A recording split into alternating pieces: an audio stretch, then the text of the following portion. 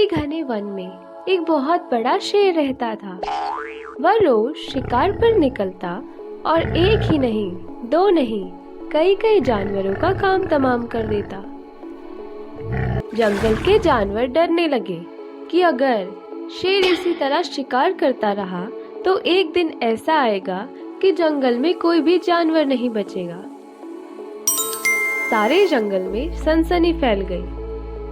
शेर को रोकने के लिए कोई न कोई उपाय करना जरूरी था। एक दिन जंगल के सारे जानवर इकट्ठा हुए और इस प्रश्न पर विचार करने लगे। अंत में उन्होंने तय किया कि वे सब शेर के पास जाकर उनसे इस बारे में बात करें।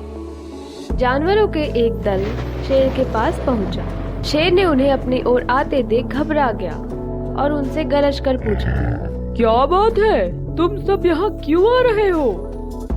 जानवर दल के नेता ने कहा, महाराज, हम आपके पास निवेदन करने आए हैं। आप राजा हैं और हम आपकी प्रजा।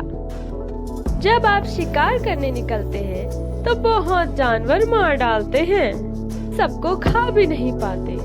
इस तरह से हमारी संख्या कम होती जा रही है। अगर ऐसा ही होता रहा तो कुछ ही दिनों में जंगल में आपके सिवाय और कोई भी नहीं बचेगा। प्रजा के बिना राजा भी कैसे रह सकता है? Amazing! यदि हम सभी मर जाएंगे तो आप भी राजा नहीं रहेंगे। हम चाहते हैं कि आप सदा हमारे राजा बने रहें। आपसे हमारी विनती है कि आप अपने घर पर ही रहा करें।